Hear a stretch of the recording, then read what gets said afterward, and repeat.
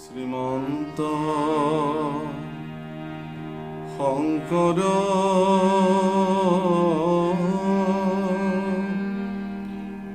হৰি ভকতৰ জানা যেন কল্প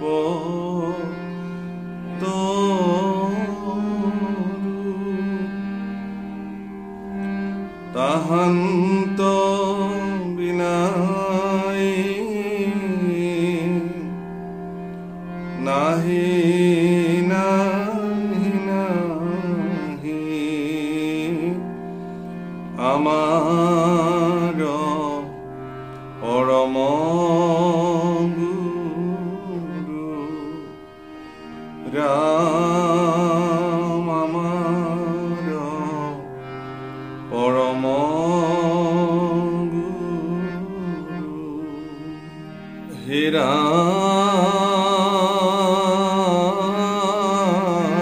ৰাম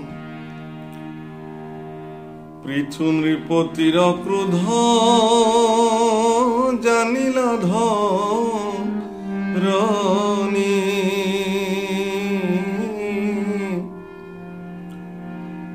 ধৰিলন্ত ধনুষৰ পৃথু মহা মানি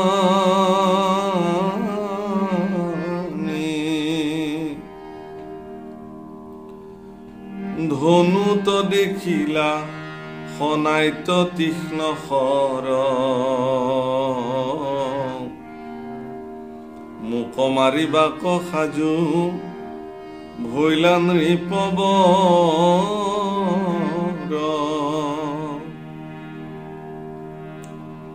ভয়ে কম্পমান তনু ভৈল সমুদায়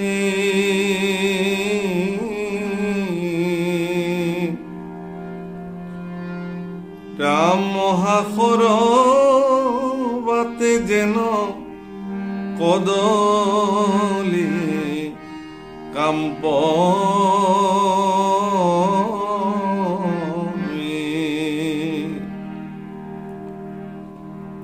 আলসিয়া মনে দেবী করন্ত যুগুতি কেন মতে রক্ষা মুক করন্ত নৃপ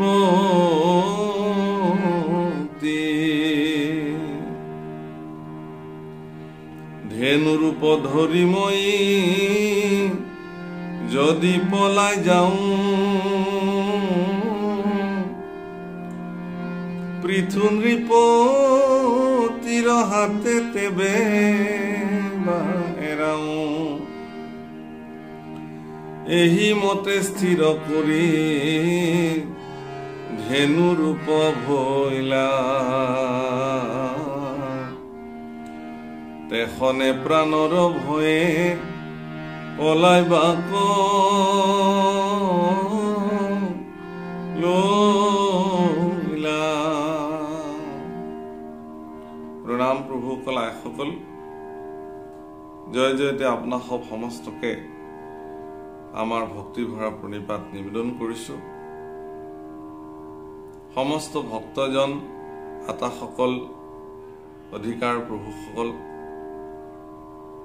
গুৰুসকল সমস্তৰে প্ৰতি আমাৰ কৌটি কৌটি প্ৰণাম নিবেদন কৰি আমাৰ যি ধাৰাবাহিক ভাগৱত পাঠ ব্যাখ্যা অনুষ্ঠান আগবাঢ়িবলৈ লৈছোঁ আজিৰ খণ্ডত। হে প্ৰভুসকল আইসকল, আমি আগৰ ভিডিঅ'ত এই কথা কৈছিলোঁ যে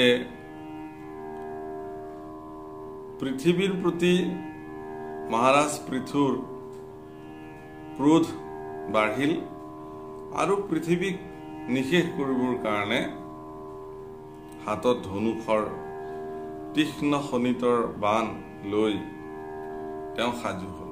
তাকে দেখি আই বসুমতী ভয়ত কম্পমান হ'ল আৰু মনতে আলোচিলে যে মহাৰাজ পৃথুৰ কোপৰ পৰা কেনেকৈ নিজক পৰিত্ৰাণ কৰোৱা যায় আৰু সেইমতে তেওঁ চিন্তা কৰিলে যে মই যদি ধেনু ৰূপ ধৰো গাই ৰূপ ধৰো তেতিয়াহ'লে মই বাচিব পাৰিম কিয়নো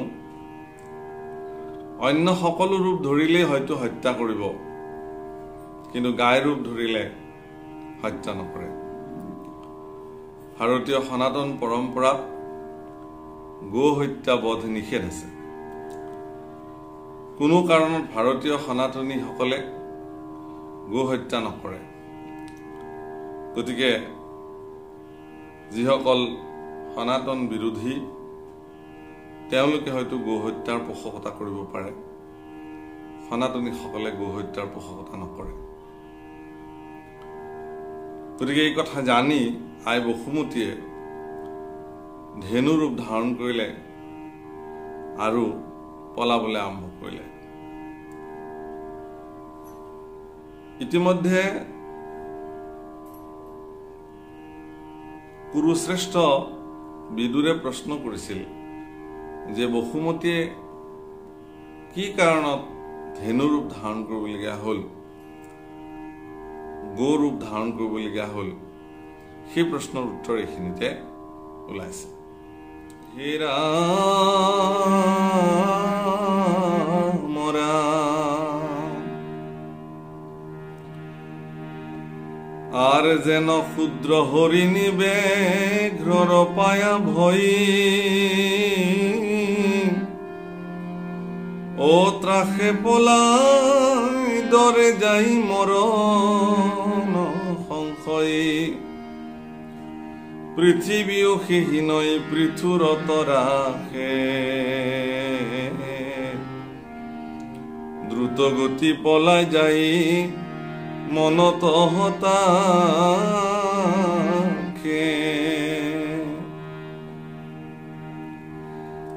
সোণত তীখাল বান ধনুত জুৰিয়া ও জয়কে পলাই জান্ত তৈকে লৈ জান্ত খেদিয়া প্ৰথমতে দক্ষিণ দিশক পলাইল পৃথু নৃপতিয় সংগে পাছে পাছে ধাইল স্বৰ্গমূৰ্ত পাতাল বিদিশয় আকাশত প্ৰৱেশিলা দেৱী গয়া ব্ৰহ্ম ভুৱনত তহি কপাছতে খেদি গইলা নৃপবৰ পৃথিৱীক লক্ষ্য কৰি ধৰি ধনুষৰ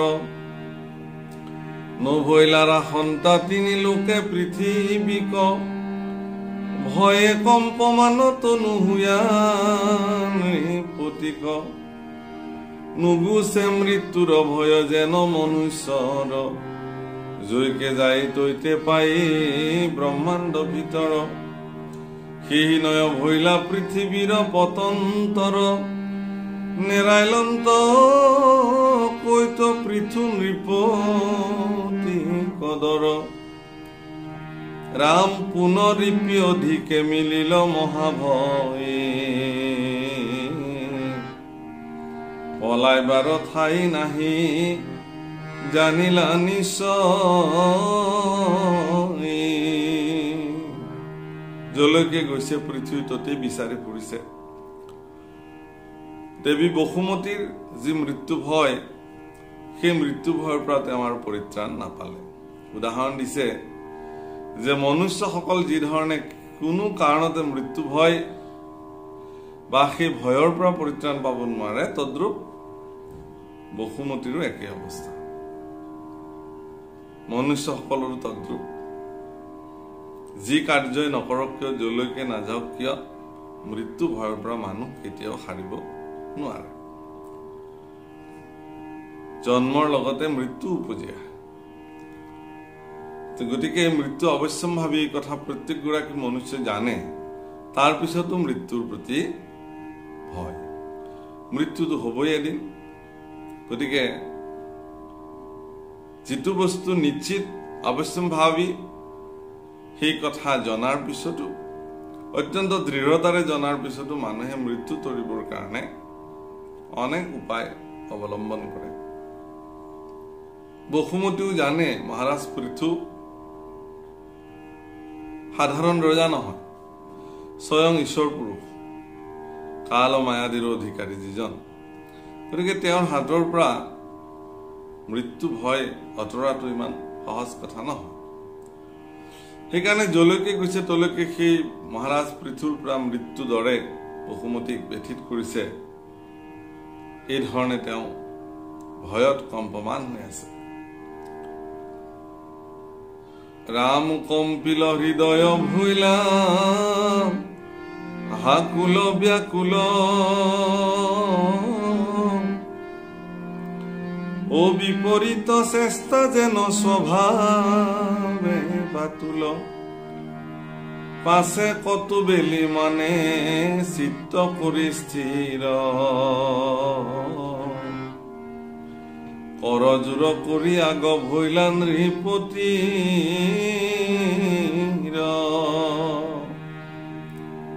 বুলিলন্ত নম্ৰ হুয়া বিনয় বচন ত্ৰাহি মহাৰাজ লৈলো তোমাৰ শৰণ। গতিকে মৃত্যু তৰিবৰ কাৰণে যিমানেই দৌৰি ফুৰিব মৃত্যু সিমানেই পিছে পিছে দৌৰি ফুৰিব, আৰু মৃত্যুৰ ভয়েও সিমানেই সমীপত থাকিব। কিন্তু মৃত্যুৰ সমুখ সমৰত যেতিয়া থিয় হবৰ কাৰণে সাহস গোটাব তেতিয়া সেই মৃত্যু ভয় আঁতৰি যাব। গতিকে মৃত্যু ভয়ৰ পৰা নিজক পৰিত্ৰাণ কৰাৰ একমাত্ৰ উপায় হ'ল ভগৱন্তৰ ওচৰত আশ্ৰয় শৰণ। বসুমতীও তাকেই কৰিলে যে মই মিছাতে মৃত্যুৰ ভয়ত দৌৰি ফুৰাতকে যি মৃত্যু মোৰ পিছে পিছে খেদি ফুৰিছে সেই মৃত্যুৰ ওচৰত গৈ পেলাই, কালৰ ওচৰত গৈ পেলাই মই আশ্ৰয় লোৱাটোৱে যুগুত হ'ব। এই কথা চিন্তা কৰি চিত্ত স্থিৰ কৰি ঈশ্বৰ পুৰুষৰ অৱতাৰ পৃথুৰ সন্মুখত বসুমতী আহি হাতজোৰ কৰি থিয় হ'ল আৰু ৰজাৰ চৰণত শৰণাপন্ন হ'ল। সমস্ত ধৰ্মক জানা আপুনি ঈশ্বৰ পৰম বৎসল তুমি প্ৰসন্ন লোকৰ আৰ বিশেষত সৰ্বপ্ৰজা পালিবা কপ্ৰতি নৃপতিৰ বেশ ধৰি ভৈলায় অবস্থিত। সমস্ত ধৰ্ম তুমি জানা, সকলো ধৰ্মৰে তুমি অধীশ্বৰ, তুমি ৰজা ৰূপে আহিছা হে প্ৰভু, এই কথা মই জানো। এই বুলি বসুমতীয়ে ঈশ্বৰ পুৰুষৰ চৰণত আশ্ৰয় গ্ৰহণ কৰিলে। ৰাম শিখব তোমাৰ ধৰ্ম ভৈলা বিপৰ্যয় পালক গুচিয়া ভৈলা পৰম নিৰ্দয় তজু অপৰাধ মই কিছু নকৰিলো তথাপি তোমাত হন্তে ভয় কলভিলো মোক হিংসা কৰা কি কাৰণে নৃপবৰ মই মহা ভয়াতুৰ দিন দুখিতৰ। প্ৰকাৰান্তৰে বসুমতীয়ে ইয়াৰ আগৰ গৰাকী ৰজা অৰ্থাৎ বেনৰ কথা উল্লেখ কৰিলে যে প্ৰজা যেতিয়া পাখণ্ড আচৰণ কৰিবলৈ আৰম্ভ কৰে আৰু সেই ৰজা যি ৰজা প্ৰজাৰ প্ৰতি পাখণ্ড আচৰণ কৰিলে সেই ৰজাৰ মই অপৰাধ কৰিছো, সঁচা কথা, কিন্তু মই তোমাৰ একো অপৰাধ কৰা নাই হে মহাৰাজ, তাৰপিছতো তুমি মোক কিয় খেদি ফুৰিছা মই বুজি পোৱা নাই। মই অত্যন্ত ভয়াতুৰ, মই দীন, মই দুখী। বসুমতীৰ প্ৰাৰ্থনা। আপুনি ধৰ্মজ্ঞ মহাপুৰুষ মহন্ত ও একে গো তাতে নাৰী জগত বেকত স্ত্ৰী জাতি ভৈলে সাধাৰণ নমাৰয় যদ্যপি পৰম অপৰাধ আচৰয়। হে মহাৰাজ, আপুনিতো ধৰ্মজ্ঞ মহাপুৰুষ মহন্ত, গতিকে মই গো তাতে আৰু নাৰী, গতিকে গো আৰু স্ত্ৰী বধ তুমিতো কৰিব নোৱাৰা। সাধাৰণ লোকে এই কৰ্ম নকৰে। অত্যন্ত সাধাৰণ বা মূৰ্খ, একো নজনা, ধৰ্ম সম্পৰ্কে জ্ঞান নথকা লোকেও গো হত্যা নকৰে। গতিকে তুমিতো ধৰ্মজ্ঞ, মই স্ত্ৰী, তাতে গো ৰূপ আছো ৰূপত, গতিকে মইনো এনে কি অপৰাধ কৰিলো তুমি মোক মাৰিবৰ কাৰণে খেদি ফুৰিছা। আৰ তুমি সম মহন্তৰ কি কহিব কথা, ও নাৰীক ভয়ত ৰক্ষা কৰং সৰ্বথা। হেন জানি মোক ৰক্ষা কৰা মহাৰাজ, আমাক মাৰিলে সিজিবে কোন কাজ। গতিকে তোমাৰ নিচিনা মহন্ত, তোমাৰ নিচিনা পণ্ডিত, তুমি নাৰীক ৰক্ষা কৰিবা, গো ৰক্ষা কৰিবা, হেন জানি তুমি মোক ৰক্ষা কৰা। হে মহাৰাজ, তুমি মোক ৰক্ষা কৰা। ৰাম মোক মাৰি লোক মাজে থাপিবা কুখ্যাতি, ও বিশেষত গৰু আৰু এক তিৰি জাতি। গতিকে মই যিহেতু বিশেষত গো ৰূপ ধাৰণ কৰি আছো, এগৰাকী গো হৈ, গৰু হৈ, গাই হৈ, তাতে আৰু মই স্ত্ৰী জাতি, গতিকে এই দুটাকে একেলগে হত্যা কৰি তুমি জগতৰ কাৰণে কুখ্যাতি ৰাখিবা জানো? আৰু হয়ো গো হত্যাকাৰীসকল, স্ত্ৰী হত্যাকাৰীসকল যুগ যুগলৈকে এই কুখ্যাতিৰ দ্বাৰা তেওঁলোক লোক নিন্দাত পতিত হৈ থাকে। গতিকে তোমাৰ নিচিনা মহন্ত সজ্জনে এই দুটা কৰ্ম সম্পাদন কৰিব নোৱাৰা। হে ৰাম, আৰু এক কথা কহো শুনা নৰেশ্বৰ, ও মই মহা উপকাৰী সমস্তে লোকৰ, ও জলৰ ওপৰে আছো মই নৌকা প্ৰায়, চাৰিবিধ প্ৰাণী মুত আছে সমুদায়, মোক অবধি জলত আপুনি কি কৰিবা, ডুবিয়া মৰিবে লোক কিমত ৰাখিবা, পৃথিৱীৰ বাণী শুনি নৃপতি সংগীলা, সৰ্ববাক্য বুলি ক্ৰোধ দৃষ্টিয়ে চাহিলা। হে মহাৰাজ, মইতো জলৰ ওপৰত বিদ্যমান হৈ আছো, গতিকে এই ভূখণ্ড যেতিয়া নষ্ট হৈ যাব, এই ভূখণ্ডৰ ওপৰত প্ৰতিষ্ঠিত হৈ থকা যি চাৰিমুঠি জীৱ, উৰণ বুৰণ গজন ভ্ৰমণ সকলো আছে, গতিকে এইসকলক তুমি কেনেকে ৰক্ষা কৰিবা? গতিকে যি কি নহওক, পৃথিৱীৰ এনে কথা শুনি ৰজাই অত্যন্ত ক্ৰোধ দৃষ্টিৰে চালে আৰু গৰ্জি গৰ্জি কবলৈ আৰম্ভ কৰিলে। ৰাম শুনৰে ধৰণী তই মোৰ অংগীকাৰ, তোৰ প্ৰাণ লৈবই আজি জান সাৰে সাৰ,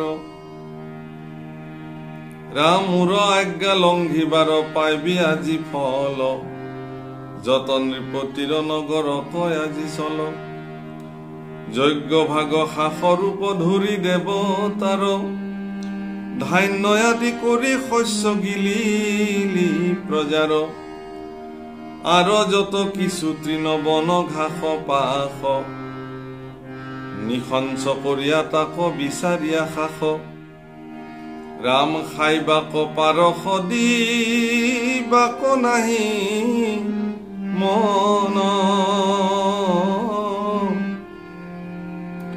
তোক মাৰি সাধি বোলো কৰ প্ৰয়োজন,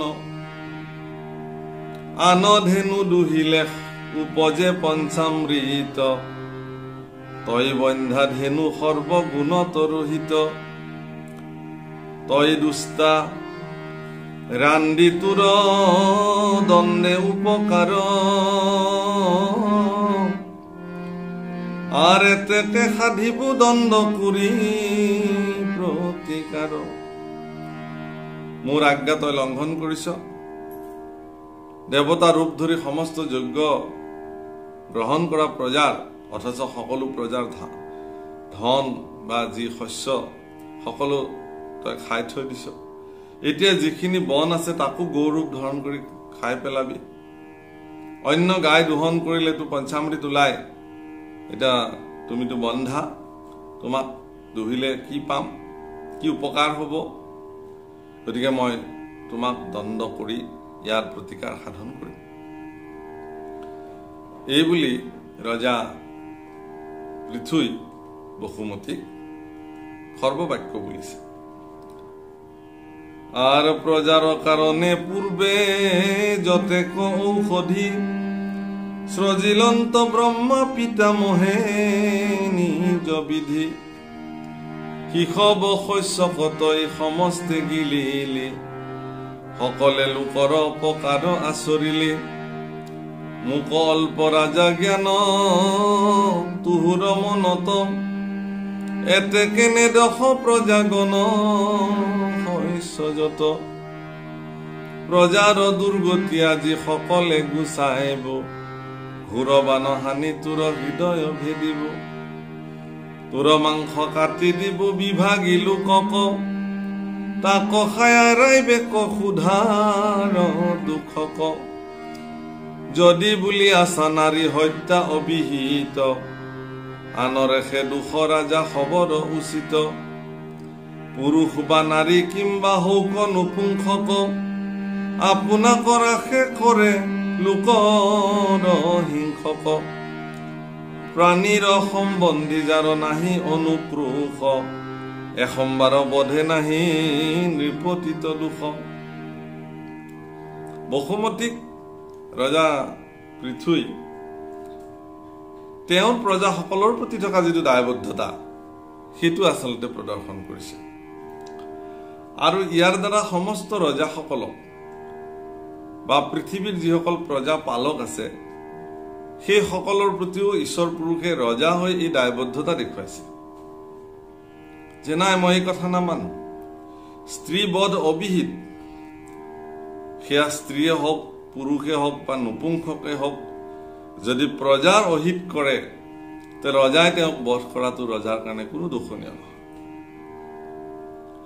অৰ্থাৎ এগৰাকী ৰজাৰ প্ৰথম ধৰ্ম হ'ল প্ৰজাৰ কল্যাণৰ অৰ্থে কাম কৰা গতিকে প্ৰজাৰ অকল্যাণ সাধনকাৰী সকলোকে ৰজাই উচিত দণ্ড বিধান কৰিব পৰাৰ ক্ষমতা ৰজাৰ হাতত থাকে গতিকে পৃথুই এই কথা দেখুৱাইছে বসুমতীক যে মই এই কথা নামানো তুমি মোৰ প্ৰজাৰ অহিতকাৰী মোৰ প্ৰজাৰ যি খাদ্য সেই খাদ্য তুমি ভক্ষণ কৰি ৰাখিছা গতিকে ইয়াৰ শাস্তি তুমি পাবই লাগিব হে ৰাম ৰাজাৰ বাৰহয় ধৰ্ম তাহাৰ অবধত ৰাখিলেহে পাপ ছয় লাগয় নৃপত বুলিলি ৰাজায়ে ধেনু বধ নকৰিব মোক মাৰি ৰাজা প্ৰজা কিমতে থাকিব ইহাৰ উত্তৰ দুষ্ট ধৰণী শুনিবে ইটোৱে অহংকাৰ তোৰ দূৰ কৰোতেবে শৰতৰ তীক্ষ্ণ সুৰ সম মোৰ বান তোক কাটি কৰো আজি তিলৰ সমান ক্ৰীড়া ধেনু ৰূপ তোৰ নিজা মায়াময় তোক কাটি কৰো আজি লোকৰ সদয় তই কৈছ যে ধেনু বধ বিহিত নহয় কিন্তু ইয়াতো তোৰ মায়াহে তই মায়া ৰূপে ধনু হৈছ গতিকে মোৰ এই তীক্ষ্ণ বাণেৰে তোক আজি টুকুৰা টুকুৰিকে কাটি পেলাম বসুমতীক সৰ্বদা প্ৰজাসকলৰ প্ৰতি দায়বদ্ধ হৈ থাকিবৰ কাৰণে এক শিক্ষা দিবৰ কাৰণে ঈশ্বৰ পুৰুষে আচলতে পৃথু ৰূপ ধাৰণ কৰিলে বসুমতীক যিটো কাৰণত ভগৱন্ত পুৰুষে ব্ৰহ্মাৰ দ্বাৰা সৃষ্টি কৰিছে সেই বসুমতীৰ প্ৰথম দায়িত্ব হ'ল তেওঁৰ বুকুত জীয়াই থকা সৃষ্টি হোৱা প্ৰতিগৰাকী জীৱৰ প্ৰতিগৰাকী প্ৰাণীৰ কল্যাণ চিন্তা কৰা। সেইকাৰণে ধৰণীক ৰজা পৃথ্বী কৈছে যে তুমি নিজা সিদ্ধান্ত ল'ব তুমি নোৱাৰা। বসুমতীয়ে নিজা সিদ্ধান্ত গ্ৰহণ কৰিছিল। ঠিক আছে, বেন অত্যাচাৰী আছিল, দুৰাচাৰী আছিল, প্ৰজাসকলৰ গাত কি দুখ? ৰজাহে অত্যাচাৰী আছিল, কিন্তু অত্যাচাৰী ৰজাৰ হাতৰ পৰা পৰিত্ৰাণ পাবৰ কাৰণে প্ৰজাসকলেতো কিবা খাব লাগিব। গতিকে প্ৰজাসকলৰ খাদ্য শস্য ধৰণীৰ বুকুত জন্ম হয়, সেই খাদ্য শস্য যদি তুমি নিজেই লুপ্ত কৰি ৰাখা তাহলে প্ৰজাসকল কেনেকৈ বাচিব? এই জীৱসকল নিস্তাৰ কেনেকৈ পাব? গতিকে ইয়াৰ উচিত শাস্তি মই তোমাক প্ৰদান কৰিম। হে ৰাম, আপোনাৰ যোগ বলে প্ৰজাক ধৰিব, নুহি পুনৰূপী ভিন্ন পৃথিৱী সৃজিব। শাস্ত্ৰ ধৰ্ম পুৰাণক মুক বুজাওক, আপোনাক পণ্ডিত বুলিয়া বসানক। তুমি চিন্তা কৰিব নালাগে হে বসুমতী, মই মোৰ নিজৰ যোগ বলেৰে মই সমস্ত প্ৰজাক মোৰ শৰীৰতে ধাৰণ কৰিম। প্ৰয়োজনত মই অন্য এখন পৃথিৱী সৃষ্টি কৰি লম। তুমি কাক শাস্ত্ৰ বুজাবলৈ আহিছা? হে প্ৰভুসকল, এই কথা পৃথিৱীক আগতীয়াকৈ উমান দিলে যে এদিন পৃথিৱী প্ৰলয় জলত বিলীন হৈ যাব, তাৰ পিছতো জীৱসকল ক'ত থাকিব? সমস্তকে নিজৰ উদৰত সমাহিত কৰি ৰাখি প্ৰভু ভগৱন্তই পুনৰ অনন্ত সজ্জাত শয়ন কৰিব। গতিকে বিশ্ব ব্ৰহ্মাণ্ডত কোনো নাথাকিলেও তেওঁ অকলেই থাকিব। নিজৰ ক্ষমতা আৰু বলেৰে তেওঁ পুনৰ সৃষ্টি কাৰ্য সাধন কৰে আৰু নিজ হাতে তাক পুনৰ বিলীন কৰে। গতিকে এই কথা বসুমতীয়ে নাজানিব পাৰে। সেইকাৰণে কৈছে যে শাস্ত্ৰ আৰু ধৰ্ম তুমি মোক বুজোৱাৰ কোনো প্ৰয়োজন নাই। তুমি নিজকে পণ্ডিত বুলি দেখুৱাইছা নেকি? ঈশ্বৰৰ আগত শাস্ত্ৰ আৰু ঈশ্বৰৰ আগত শাস্ত্ৰৰ ব্যাখ্যা ধৰ্মৰ যুক্তিৰ কিবা প্ৰয়োজন আছে জানো? বা সেইবোৰৰ কিবা কাম আছে জানো? স্বয়ং ঈশ্বৰে শাস্ত্ৰ, স্বয়ং ঈশ্বৰে সমস্ত জগতৰ ধৰ্ম, ঈশ্বৰে নীতি, ঈশ্বৰে ন্যায়, ঈশ্বৰে দণ্ড সকলো। গতিকে ঈশ্বৰৰ সন্মুখত এইবোৰ যুক্তি বা এনেধৰণৰ কথাই ঈশ্বৰৰ সিদ্ধান্তক আশ্বাদ কৰিব নোৱাৰে। হে ৰাম, মাৰু পৃথিৱীক সাক্ষী হৈবা দেৱগণ, আপুনি মৰয় আৱে পৃথিৱী দুৰ্জন। এহি বুলি ক্ৰোধিলন্ত পৃথু নৃপুবৰ, মৌনে থাকিলন্ত আৰু নিদিয়া উত্তৰ। পৃথু নৃপতিক দেৱী যতে কবুলিলা, নভৈলে শান্ত ক্ৰোধ অধিকে জ্বলিলা। পুনৰূপী ধৰিলন্ত নৃপতিক চাই, কালান্তক যম যেন চাহন নযায়। যিমান বুজাইছে বসুমতীয়ে নৃপতিয়ে বুজি নাপায়, ক্ৰোধান্বিত হৈছে। যিমান বুজাইছে সিমানে খং উঠিছে। তাকে দেখি আই বসুমতী আৰু ভয় খাইছে, ভয়তে কম্পমান হৈছে। কেনেকে কঁপিছে ইয়াৰ আগত বৰ্ণন কৰিছে। শৰৎ কালত বা খৰাং বতৰত যি ধৰণে পচুৱা বলিলে কলগছবিলাক লৰি থাকে, ঠিক তদ্ৰুপ ভয়ত থৰ থৰ থৰ থৰকে কম্পমান হৈছে আই বসুমতী। হে ৰাম,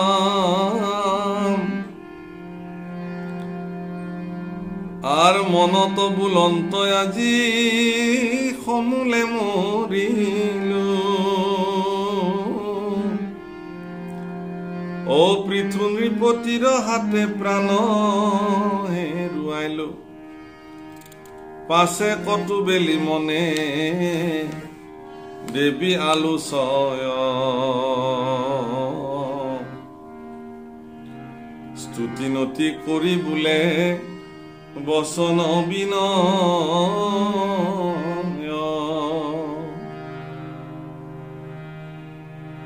আৰ তেবে বা আমাৰ প্ৰাণ নৃপতিৰা সন্ত। এই গুণী নৃপতিক পুৰী মিলন্ত। মনে মনে গুণিলে কি কৰা যাব আৰু অত্যন্ত বিনম্ৰ ভাৱে স্তুতি কৰি নৃপতিৰ চৰণত আই বসুমতীয়ে প্ৰণিপাত জনালে। আৰ বুলিবে লাগিলা মধু সমস্তুতি বাণী, পাছে দুই হাত জোৰ কৰিয়া ধৰণী,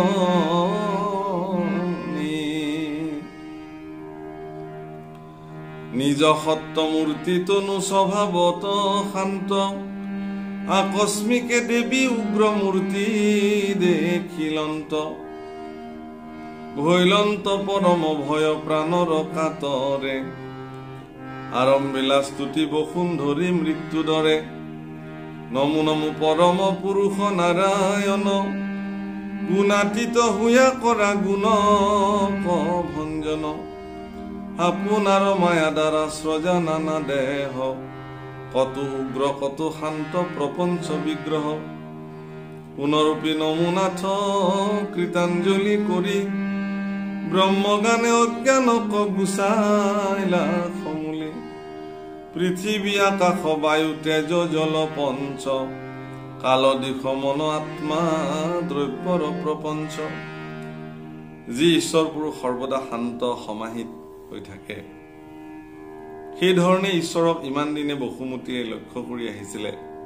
কিন্তু আজি সেই ঈশ্বৰ পুৰুষ ভয়ানক ক্ৰোধান্বিত ৰূপত দেখি আই বসুমতীয়ে ভয়ত ত্ৰস্তমান হল আৰু অত্যন্ত বিনয়ী ভাৱে বসুমতীয়ে স্তুতি কৰিবলৈ আৰম্ভ কৰিছে। এয়া পৃথিৱীৰ স্তুতি। ভাগৱতত অনেক স্তুতি আছে, বাপসকল আইসকল আপোনালোকে পাইছে। আজি শুনক পৃথিৱীৰ স্তুতি। পৃথিৱী প্ৰাৰ্থনা কৰিছে যে প্ৰভু তুমিতো গুণাতীত, গুণৰ অতীত, কোনো গুণে তোমাক বান্ধিব নোৱাৰে, আৰু মায়াৰ দ্বাৰা তুমি অনেক দেহ সৃজন কৰিছা, কিছুমানক উগ্ৰ কিছুমানক শান্ত। এই পঞ্চভূত তাৰ মাজত ময়ো আছো পৃথিৱী ৰূপে, এইবোৰ তোমাৰে সৃষ্টি হে প্ৰভু, তুমি জগতৰ সকলো।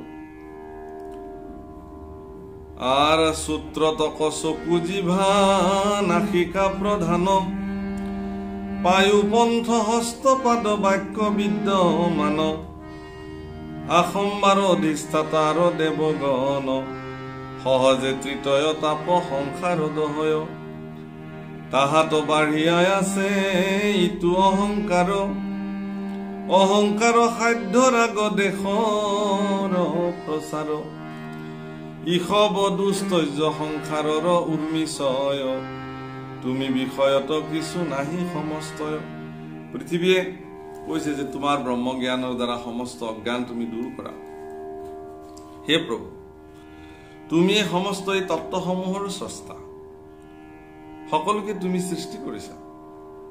প্ৰভু ভগৱন্তৰ যে সৃষ্টিৰ গুণ, প্ৰভু ভগৱন্ত যে আচলতে সমস্ত জগতৰ উপকাৰী, এই কথা বসুমতীয়ে তেওঁৰ স্তুতিৰ জৰিয়তে প্ৰকাশ কৰিছে। হে ৰাম হেন ঈশ্বৰক মই কৰো নমস্কাৰ, তেহে লক্ষ্মীনাথ পৃথু ৰূপে অৱতাৰ, সৃজিলা পূৰ্বতে মোক লোকৰ নিদানে, এই চাৰিবিধ প্ৰজা ধৰিবা কমনে, পুনৰূপী মাৰিবাক মোক ভৈল সাজ, কোনে ৰাখিবাক পাৰে ব্ৰহ্মাণ্ডৰ মাজ, তুমি সি স্বতন্ত্ৰ আনধীন তোমাৰ, তুমি সে আমাক ৰক্ষা কৰা বাৰম্বাৰ, এবে কিবা হেতু মোৰ ভৈলা কৰ্ম দুখ, ঐ আপুনি সৃজিয়া মোক ভৈলা কৰ্ম দুখ। হে ৰাম প্ৰজাৰ পালক তুমি জগতে বিদিত, পালকৰ বধ কৰ্ম আতি অনুচিত। হে প্ৰভু, তুমি মোক লোকৰ উপকাৰৰ কাৰণে সৃষ্টি কৰিছিলা, আৰু আজি মই এনে কি কৰ্ম দুখৰ ফলত তোমাৰ হাততে আজি মোৰ মৃত্যু হ'ব ওলাইছে। হে প্ৰভু, এই বিশ্ব ব্ৰহ্মাণ্ডত মোক তুমি সৃষ্টি কৰিছা, গতিকে তুমি যেতিয়া মাৰিম বুলি কৈছা, গতিকে মোকতো আৰু কোনেও ৰাখিব নোৱাৰে। কিন্তু এটা প্ৰাৰ্থনা, হে প্ৰভু, যিহেতু প্ৰজাৰ পালনৰ কাৰণে তুমি নিজেও প্ৰজাৰ পালক, আৰু সেই প্ৰজাক পালন কৰিবৰ কাৰণে তুমি মোক সৃষ্টি কৰিছিলা, গতিকে মোক বধ কৰা কাৰ্যটো উচিত হ'বনে প্ৰভু? এনে বিনয়ী প্ৰাৰ্থনা বসুমতীয়ে ঈশ্বৰৰ আগত নিবেদন কৰিছে। ৰাম পূৰ্বতে সৃজিলা মায়া দাৰে চৰাচৰ, এৱে ৰাখিবাক যত্ন কৰি লোকৰ, মায়াক আশ্ৰয় লক্ষ্মী সমে অৱতৰি, লোকৰ কাৰণে ভৈলা পৃথু ৰূপে হৰি। তুমি লোকৰ কল্যাণৰ কাৰণে হে লক্ষ্মীপতি তুমি পৃথু হৈ আহিছা। হেন মহামহেশ্বৰ হুয়া ধৰ্ম পৰ, মোক মাৰিবাক চাৱা কি কবৰ, আৰ জানিলা দুৰ্গেয় ঈশ্বৰৰ চেষ্টা যত, তজু মায়া মোহে নুহি জানিবে শকত। প্ৰথমতে ব্ৰহ্মাক সৃজিয়া নৃপবৰ, পাছে তা নহন্তে সৃষ্টি কৰাইলা ঈশ্বৰ। প্ৰথমতে তুমি ব্ৰহ্মাক সৃষ্টি কৰিছিলা, আৰু ব্ৰহ্মাৰ দ্বাৰাই তুমি মোক সৃষ্টি কৰিছিলা। হে প্ৰভু, মোক সৃষ্টি কৰাৰ উদ্দেশ্য তোমাৰ সেই একেই, যে প্ৰজাৰ কল্যাণ, প্ৰজাসকলৰ ৰক্ষাৰ কাৰণে। আৰ মায়া কসৰজিয়া হুয়া অনেক প্ৰকাৰ, মায়া ব্যতিৰেকে তুমি এক মাত্ৰ সাৰ, যুগে যুগে সংসাৰৰ কৰা সৃষ্টি স্থিতি, পঞ্চমহাভূত আদি তোমাৰ শকতি, সকল ইন্দ্ৰিয় অধিষ্ঠাতা দেৱগণ, অহংকাৰ চিত্ত বুদ্ধি যতে কাৰণ, চাৰিবিধ প্ৰাণী স্ৰজা এতেকে সহিত, নাহি কিছু গুণ দুখ তথাপি তোমাত। এই যে তুমি কৰ্মবিলাক কৰি থাকা পঞ্চভূতৰ দ্বাৰা, পঞ্চ তত্ত্বৰ দ্বাৰা, এই যে তুমি মায়াক সৃষ্টি কৰা, মায়াৰ দ্বাৰা অনেক খণ্ডিত হোৱা, আৰু তুমি মায়া ব্যতিৰেকে তুমি একক আৰু অখণ্ড হৈ থাকা, এই যে তুমি পঞ্চতত্ত্বৰ দ্বাৰা শৰীৰসমূহ সৃষ্টি কৰা, জীৱসমূহ সৃষ্টি কৰা, মায়াৰ বলেৰে সকলো কাৰ্য সম্পাদন কৰা, মায়াৰ দ্বাৰা বিভিন্ন বিভাজিত হৈ বিভিন্ন কৰ্ম তুমি সাধন কৰা, মায়াৰ ব্যতিৰেকে তুমি একক আৰু অখণ্ড হৈ থাকা, এই সকলো কাৰ্য কৰা, কিন্তু এই সকলো কাৰ্যৰ কোনো দুখে তোমাক চুব নোৱাৰে। এই কথা মই জানো। হে ৰাম, পৰম পুৰুষ তুমি অনন্ত মহিমা, তজু গুণ চয়ৰ নপাৱে কে সুসীমা, হেন ঈশ্বৰক মই কৰো নমস্কাৰ, লোকৰ কল্যাণ হেতু তজু অৱতাৰ। গতিকে তুমি পৰম পুৰুষ, তোমাৰ অনন্ত মহিমা, তোমাৰ গুণৰ কোনেও সীমা নাপায় প্ৰভু। গতিকে সেইগৰাকী ঈশ্বৰ, অনন্ত কোটি ব্ৰহ্মাণ্ডৰ যিজন মালিক,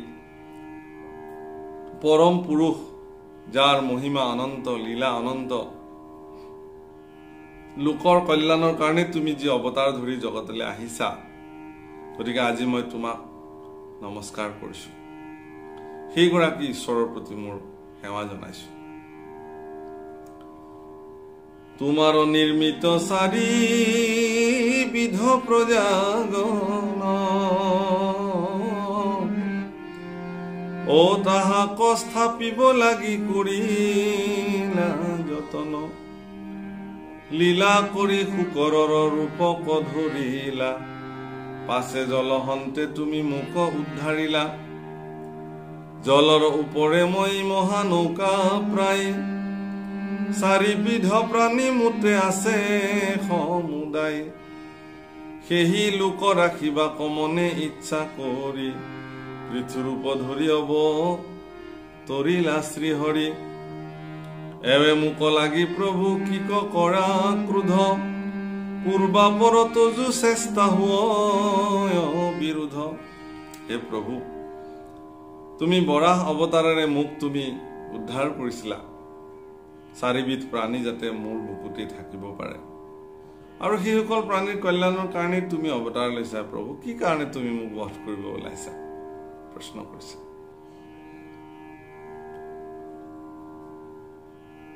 হে ৰাম বিচাৰত তুমি নিজ মুহুৰ জনক ও নজানো তথাপি দেব তোমাৰ মনক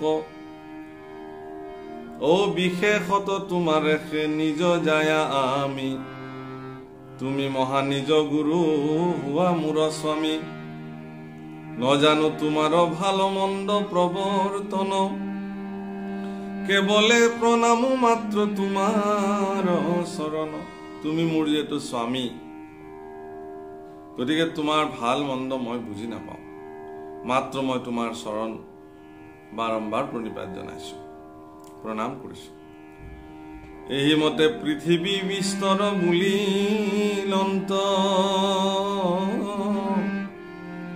তথাপিতো পৃথু শান্তমতী নভৈলন্ত জানিলা পৃথিৱী দেৱী ৰাজাৰ হৃদয় নভৈলন্ত মুখ প্ৰতি নৃপতি সদয় পাছে মনে স্মৰি হৰি ভকত সবক বুলিলন্ত বাক্য স্থিৰ কৰি মনত ইমান স্তুতিৰ নতিৰ পিছতো ঈশ্বৰ পুৰুষ শান্ত নহল পৃথুৰ এই অশান্ত ৰূপ দেখি বসুমতীয়ে সমস্ত ভকতসকলক স্মৰণ কৰি বুলিবলৈ আৰম্ভ কৰিলে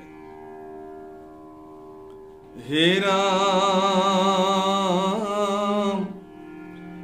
শুনিও মহন্ত হব হৰিদাস গণ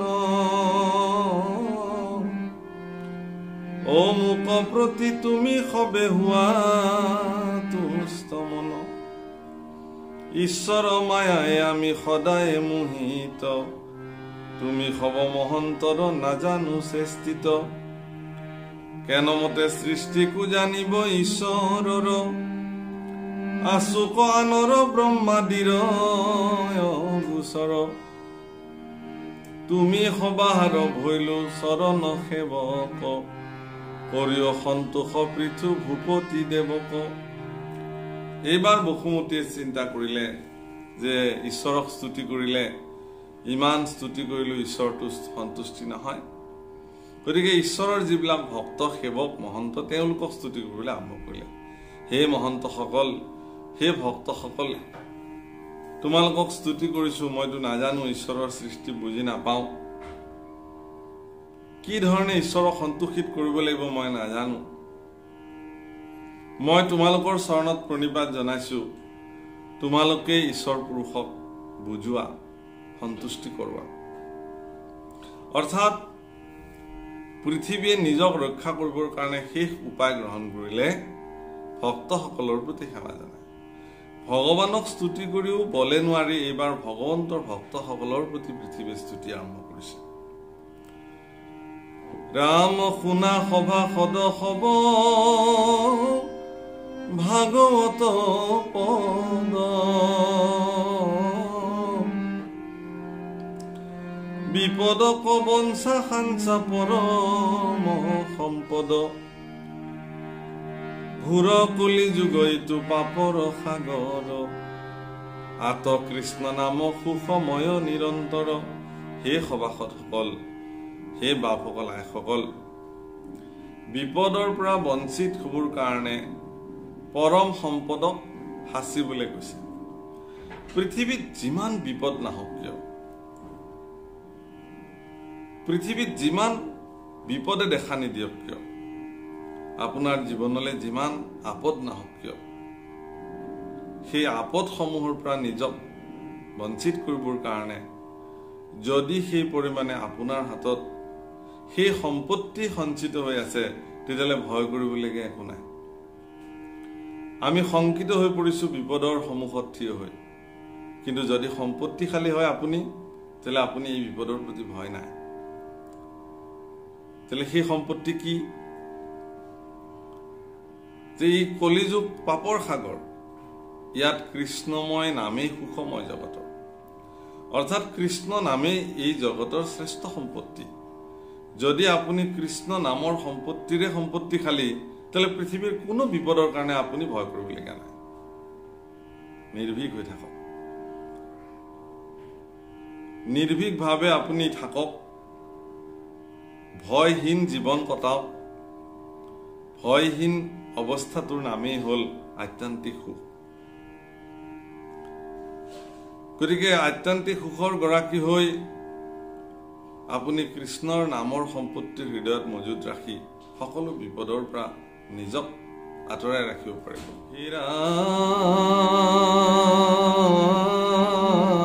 মৰা আৰ নুগুছে মনৰ সদা সংসাৰ বাসনা, নুগুছে যমৰ দণ্ড প্ৰচণ্ড যাতনা, বিষয় বিশত পুনু মৰিব যে, কৃষ্ণ নাম মহৌষধি তাহাক নোখোজে। এই বিষময় জগতখনত কেৱল বিষয় সুখৰ কাৰণে মানুহে দৌৰি ফুৰে, কিন্তু কৃষ্ণ নাম যে মহৌষধি তাক কিন্তু বিচাৰ নকৰে। নোখোজে শব্দৰ অৰ্থ মানে তাক খোজ নকৰে, বিচাৰ নকৰে। নামঘোষাত মহাপুৰুষ মাধৱদেৱে খুব ধুনীয়াকৈ লিখিছে, বিষয় বিকলে নমৰ মন, সদায় চিন্তিও হৰি চৰণ। বিষয় বিকলে নমৰ মন, সদায় চিন্তিও হৰি চৰণ। বিষয় বিকলে নমৰা মন, সদায় চিন্তিও হৰি চৰণ। আৰু ইয়াতো এই কথাটোকে কৈছে, হীৰা মৰা পৰম দুৰ্জন মন, বিষয় লম্পট, নেৰয় সদা হিংসা ক্ৰোধ মৎসৰ কপট, হেন জানি চঞ্চল মনক বশ্য কৰা, কৃষ্ণ কৃষ্ণ বুলি ঘূৰ দুৰ্গতি কতৰা। নমো নমো ভগৱন্ত তজু পদ ছত্ৰ, পৰম দুৰ্জয় ইটো সংসাৰ বিচিত্ৰ। কেৱল বিষয় সুখত আমি লম্পটৰ দৰে থাকো। কাম ক্ৰোধ লোভ মোহ কপট মৎসৰ বুলি যাক কয়, অৰ্থাৎ ঈৰ্ষা পৰায়ণ চিন্তা, আনৰ ভাল হৈছে একদম সহিব পৰা নাই। নিৰ্মোচ্চাৰণম, পৰম মৎসৰহীন হ'ব লাগিব, অৰ্থাৎ আপুনি ঈৰ্ষা পৰায়ণ এই যিটো চৰিত্ৰ তাৰ পৰা নিজক আঁতৰাই আনিব লাগিব। কোনোবাই উন্নতি সাধন কৰিছে, তেওঁ আপোনাকতো একো অপকাৰ সাধন কৰা নাই। মনত ৰাখিব, শাস্ত্ৰত ডাঙৰ কথা কৈছে। কোনোবা ঈশ্বৰৰ সেৱক বা ভক্তই তেওঁ নিজৰ ভাগে কাম কৰি গৈ আছে, তেনেকুৱা ব্যক্তিক যদি আপুনি হিংসা কৰে, ঈৰ্ষা কৰে, তেতিয়াহ'লে আপোনাৰতো একো উপকাৰ নহয়েই, বৰং তেওঁৰ মহা উপকাৰ হ'ব। যাক আপুনি হিংসা কৰিছে, নিন্দা কৰিছে, ভৎসনা কৰিছে, যাৰ কাৰণে আপুনি ঈৰ্ষাপৰায়ণ হৈ জীৱন নিৰ্বাহ কৰিছে, তেওঁৰ সমস্ত ৰিষ্ট আদি সকলো কাটা যাব, অৰ্থাৎ তেওঁৰ ৰাস্তা সুগম হৈ যাব, আৰু এই সকলোবোৰে আহি আপোনাক লম্ভিব। সেইকাৰণে সাৱধান, কোনো কাৰণত মানুহ ঈৰ্ষাপৰায়ণ হ'ব নালাগে। কোনোবাৰ যদি উন্নতি হৈছে, আপুনি আনন্দিত হওক, ভগৱানক প্ৰাৰ্থনা কৰক যে ঈশ্বৰে তেওঁক আৰু শক্তি দিয়ক। আপোনাৰ ওচৰ চুবুৰীয়াৰ যদি উন্নতি হৈছে আপুনি আনন্দিত হ'বলৈ যত্ন কৰক কাৰণ ওচৰ চুবুৰীয়াবিলাক যদি দুখী হৈ থাকে আপুনিনো ক'ত সুখী হৈ থাকিব পাৰিব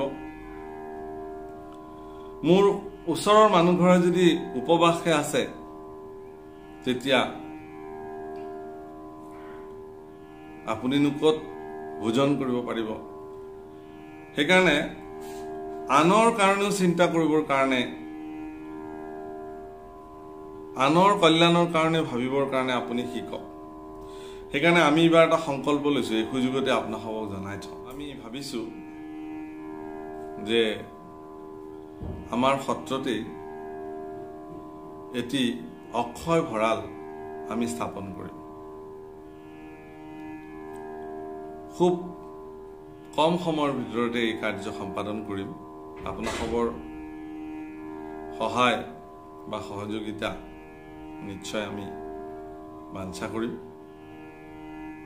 আপোনালোকৰ সহায় বা সহযোগিতাই হয়তো আমাক অধিক প্ৰেৰণা দিব বা আপোনালোকৰ পৰামৰ্শ আমি বিচাৰিম আমি এটি অক্ষয় ভঁৰাল নিৰ্মাণ কৰিব খুজিছো সত্ৰতে যাতে এনে ধৰণৰ পৰিস্থিতিত এই যে বৰ্তমান পৰিস্থিতি পৃথিৱীত দুখীয়া দৰিদ্ৰজনৰ হাহাকাৰ পৰিস্থিতিৰ সৃষ্টি হৈছে গতিকে আমি আমাৰ সত্ৰৰ ভঁৰালৰ পৰা যাতে সেই সকলৰ কাৰণে একো নোৱাৰিলেও এমুঠি অন্ন যাতে আগবঢ়াব পাৰো এমুঠি চাউল তেওঁৰ ঘৰলৈ যাতে আমি প্ৰেৰণ কৰিব পাৰো এনে ধৰণৰ এটি চিন্তা মনলৈ আহিছে আৰু আপোনালোকক ব্যক্ত কৰি ৰাখিলো ইয়াৰ পৰামৰ্শ আপোনালোকে নিশ্চয় আমাক আগবঢ়াব আমি সকলোৰ প্ৰতি বিনম্ৰ সেৱা জনাম গতিকে নিজক বচাবৰ কাৰণে নিজক সুৰক্ষিত কৰি ৰাখিবৰ কাৰণে আপুনি হিংসা ক্ৰোধ মৎসৰ কপট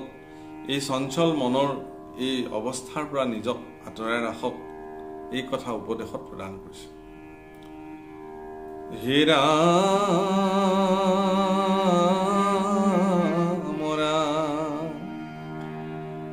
আর নজানিল ভালো মন্দ এইটো বিশ্বখানক কিবা বিষময় কিবা অমৃত সমান কেহু স্থানে স্থানে রুদ্র বিপঞ্চি বায় মহামহোৎসবে সবে আনন্দ করয় কত স্থানে দেখি নিরন্তরে হাহাকার ও মহাসুখে দুখে কত কান্দ অপার কত স্থানান্তরে দেখি সুনন্দ বিস্তৰ স্বৰ্গৰ ৰমণী খব জাক পতন্তৰ কত স্থানে দেখি মহা শৰীৰ বিকৃতি গেলি পশ্চিমৰে প্ৰেত পিশাচ আকৃতি কত স্থানে দেখি নিৰন্তৰে হাহাকাৰ মহা দুখে সুখে কত কান্দয় অপাৰ মানুহৰ অৱস্থা কেনেকুৱা মানুহৰ ভয়ানক ভয়ানক মৃত্যুৱে মানুহক আজিকালি পেৰি ৰাখিছে পিশাচৰ দৰে মৰে ভয়ানক মৃত্যু যাৰ মৃত শৰীৰৰ কাষলৈ যাবলৈ ভয় লাগে সেই পৰিস্থিতিৰ সৃষ্টি হৈছে হে প্ৰভু মৰিবতো লাগিবই অন্তত এনেকে মৰিব নালাগে তাৰ কাৰণে আমি যাতে এটা ভয়ংকৰ মৃত্যু যে আপোনাৰ মৃতদেহ দেখি কোনোবা যাতে ভয়াৰ্ত হ'ব নালাগে আপোনাৰ মৃত্যুৰ দুৰ্গতি দেখি মানুহে যাতে হাহাকাৰ কৰিব নালাগে তেনেকুৱা এটা মৃত্যু বাঞ্ছা কৰিব লাগে তাৰ কাৰণে আপুনি জগতৰ সৰ্বদা এনেকুৱা কৰ্ম আপোনাৰ দ্বাৰা সম্পাদিত হ'ব লাগে যেটো কৰ্মৰ দ্বাৰা কাৰো অপকাৰ যাতে নহয় সেই কাৰণে সেই কথা ইয়াত উল্লেখ কৰিছে কত স্থানে বিপ্ৰ হবে পঢ়ে বেদ ছয় কত শিষ্য হবে বেদ অভ্যাস কৰয় কত হৰি সেৱা কৰে শুনি হৰি ঘোষ পৰম আনন্দ মিলে মনত সন্তোষ কত ঠাইত সুৰাপান কৰি মত্ত হুয়া মৰে কটা কটি কৰি কন্দল কৰিয়া কৰবাত বিপ্ৰসকলে বেদ পঢ়ে কৰবাত শিষ্যসকলে সেয়া অত্যন্ত আনন্দ চিত্তে শুনে হৰি ঘোষ কৰে পৰম আনন্দৰে তাত সন্তোষিত হয় আৰু কৰবাত সুৰাপান কৰি মদ খাই ভাং খাই মানুহ মত্ত হৈ থাকে কাজিয়া পেচাল বিষয় মাটি বাৰী টকা পইচা এইবিলাকক লৈ পেলাই কটা কটি অশান্তিৰ কেৱল সৃষ্টি হয় পাৰ পৰিশ্ৰমত তেনেকুৱা এটা পৰিৱেশ বা পৰিস্থিতিৰ পৰা সৰ্বদা নিজক আঁতৰাই ৰাখিব লাগে। আমি মনত এই কথাবোৰ মনলৈ আহে আৰু আমি এই কথা আপোনাক সবকো জনাইছো যে যিমান পৰা যায় এনেধৰণৰ পৰিস্থিতি য'ত বিষয় বস্তুক লৈ পেলাই কাজিয়া হ'ব এইবিলাকক লৈ তাৰ পৰা আঁতৰি থকাই মংগল। হে ৰাম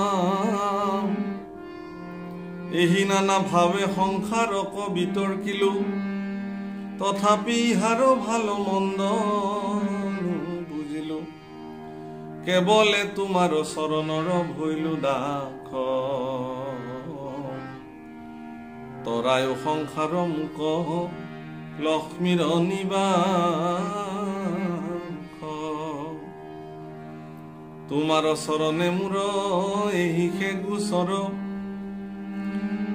ঘোষা জয় কৃষ্ণ হবে সামাজিক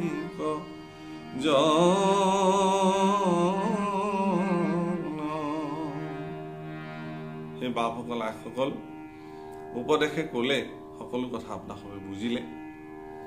পৃথুৰ চৰিত্ৰৰ জৰিয়তে খুব আনন্দদায়ক কথাসমূহ আগতে আমাক কৈ আছে, নিৰন্তৰ কৈ যাব আৰু আমিও আপোনাক খবৰ আজ্ঞা শিৰত লৈ আপোনাক খবৰ সুভাষিক শিৰত ধাৰণ কৰি এই কথা ধাৰাবাহিকভাৱে কৈ যোৱাৰ কাৰণে প্ৰয়াস কৰিম। গতিকে ইয়াত হ'ব পৰা কিবা দোষাদোষ থাকিলে আপোনাক সবে মৰিখন নকৰিব আৰু এটি বিশেষ অনুৰোধ, বহুত নম্বৰত এই অনুৰোধটো কৰিছোঁ, আমাৰ এই চেনেলটো ছাবস্ক্ৰাইব কৰিবৰ কাৰণে আপোনালোকৰ ইষ্ট কুটুম্ব বন্ধু সকলোকে জনাব আৰু যাতে অধিক লোকে এই কৃষ্ণ কথা শুনাৰ সুযোগ গ্ৰহণ কৰিব পাৰে। কাৰণ বহু লোকে ফোন কৰি কৰি মোক জনাইছে যে আমিতো গম পোৱা নাছিলোঁ, আজি কেইদিনমানৰ পৰাহে শুনিবলৈ লৈছোঁ। গতিকে সকলোৱে এনেধৰণে কয়, গতিকে যাৰ শুনিবলৈ ইচ্ছা আছে আগ্ৰহ প্ৰকাশ কৰে, গতিকে আপোনাৰ যিখিনি বন্ধুবৰ্গ আপোনাৰ যিখিনি ইষ্ট কুটুম্ব সকলোকে আপুনি এই চেনেলটো সম্পৰ্কে এটি তথ্য জনাব বা ছাবস্ক্ৰাইব কৰিব, শ্বেয়াৰ কৰি দিব পাৰিব। দিলে অন্ততঃ কৃষ্ণ কথাৰ পৰা ইচ্ছুক লোকসকল যাতে বঞ্চিত নহয়। হে প্ৰভুসকল আইসকল, আজিৰ দিনটোত যিসকলৰ শুভদিন জন্মদিন আছিল সকলোকে শুভাশীষ প্ৰদান কৰিলোঁ। ঈশ্বৰে তেওঁলোকক কৃপা দৃষ্টি কৰক, আনন্দময় জীৱন তেওঁলোকে অতিবাহিত কৰক। গতিকে যিসকল শ্ৰোতাই এই কৃষ্ণ কথা আপোনাক সবে নিৰন্তৰ শুনি আছে, আপোনাক সবক ভগৱন্ত পুৰুষে এনেকুৱা কৃপা দৃষ্টি কৰক যাতে আপোনাক সব সৰ্বদা নিৰোগী নিৰ্ভয়ে পৰম শান্তিৰে জগতত নিবাস কৰি থাকিব পাৰে, কৃষ্ণ গুণৰ দ্বাৰা সৰ্বদা বিধৌত হৈ থাকিব পাৰে। এই প্ৰাৰ্থনাৰে সমস্তকে পুনৰ সেৱা জনাই আজিৰ বাণী ইমানতে বিৰাম দিলোঁ। কৃষ্ণ।